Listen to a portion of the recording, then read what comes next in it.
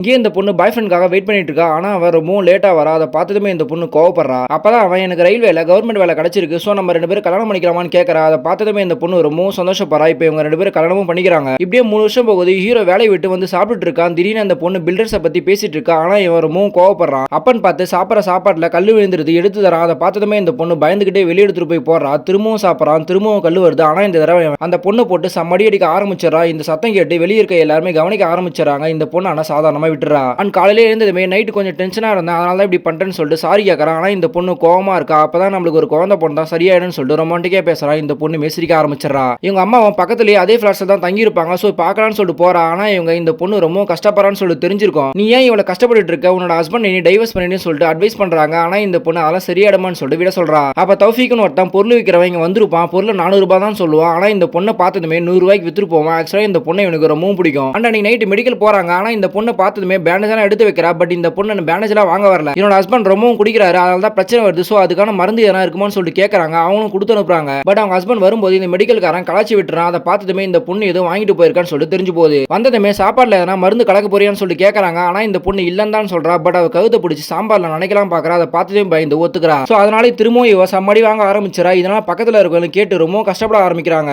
But next day திரும்பவும் அவங்க அம்மாவை திட்டுறாங்க. ஆனா இந்த தடவை நம்மளுக்கு ஒரு குழந்தை பிறந்தா கண்டிப்பா சரியானு சொல்லிட்டு வீட்டுக்கு போறாங்க. அப்ப கீழே இருக்க பியூட்டிஷியன் அக்கா கிட்ட இந்த ஐடியா பத்தி சொல்றாங்க. அவங்களுமே புதுசா ட்ரெஸ் எல்லாம் கொடுக்குறாங்க. அதை போட்டுட்டு போறாங்க. அப்பன்னு பார்த்து இந்த பில்டிங்கை புதுசா கட்ட போறோம்னு சொல்லிட்டு ஒரு மீட்டிங் போறாங்க. இந்த பொண்ணு ட்ரெஸ் கட்டி வீட்டுல வச்சுட்டு அந்த மீட்டிங் போய் அட்டன் பண்றா. பட் புருஷன் இதை பார்த்துட்டு நம்ம காசுல நிறைய செலவு பண்றான்னு சொல்லிட்டு கூப்பிட்டு வச்சு சம்மடி அடிக்கிறான். அடுத்த நாள் வேலைக்கு போயிடுறான். ஆனா இந்த விஷயத்தை அந்த பொருள் விற்கிற தௌஃபீக் பார்த்துட்டு போலீஸ் கிட்ட கம்ப்ளைண்ட் பண்ணிடுறான். சோ இவனை அரெஸ்ட் பண்ணி உள்ள தள்ளிடுறாங்க. ஆனா இவன் இந்த பொண்ணு கிட்ட நம்ம லவ் பண்ணி தான் கல்யாணம் பண்ணிட்டோம்னு சொல்லி ஃபீலிங்கா பேசுறான். இந்த பொண்ணு இவனை நம்பி போலீஸ் கிட்ட சொல்லி ரிலீஸ் பண்ண சொல்லிடுறான். ஆனா வரும்போது இவங்க அம்மா தான் கம்ப்ளைண்ட் கொடுத்துருப்பாங்கன்னு நினைச்சுக்கிட்டு அவங்க அம்மாவே கார்ல வச்சு அடிச்சிடறான். அதனால இவங்க கோவப்பட்டு நான் முக்கியமா அவங்க அம்மா முக்கியமானு சொல்லிட்டு கேட்டுட்டாங்க. கோவப்பட்டு வீட்டுக்கு போயிடுறாங்க. பட் நெக்ஸ்ட் டே இந்த பொண்ணு கன்சீவ் ஆறா. இந்த விஷயத்தை அவங்க அம்மா கேட்டதுமே பிரச்சனை விட்டுட்டு ரொம்ப சந்தோஷப்பட ஆரம்பிக்கிறாங்க. இவரும் அதை கேட்டு ரொம்ப சந்தோஷப்படுறான். பட் நம்மளுக்கு கம்ப்ளைண்ட் கொடுத்தது யாருன்னு சொல்லிட்டு போலீஸ்ல விசாரிக்க ஆரம்பிக்கிறாங்க. அப்ப போலீஸ் கிட்டே காசு கொடுத்து கேட்கும் போது தான் உண்மையை சொல்லிடுறாங்க. சோ இவன் ஃபோன் பண்ணி உங்க ஹஸ்பண்டுக்கு எல்லா உண்மையும் தெரிஞ்சு போச்சுன்னு சொல்லிட்டு அந்த பொண்ணு கிட்ட சொல்லிடுறான். இந்த பொண்ணுமே ரொம்பவும் பயப்படுறான். ஆனா என் வீட்டுக்கு வந்ததுமே நீ அவன அஃபேர்ல இருந்துகிட்டு என்ன ஜெயில தட்டிட்டு ஒன்னாவா இருக்க பாக்குறேன்னு சொல்லிட்டு சம்மடி அடிச்சிடறான். அதனால இந்த பொண்ணுக்கு அபார்ட் ஆயிடுது. ஆனா இந்த தடவை அமைதியா இருக்காம நம்ம புருஷனை எதனா பண்ணியாகணும்னு சொல்லிட்டு பழி வாங்கணும்னு சொல்லிட்டு முடிவெடுக்கிறா.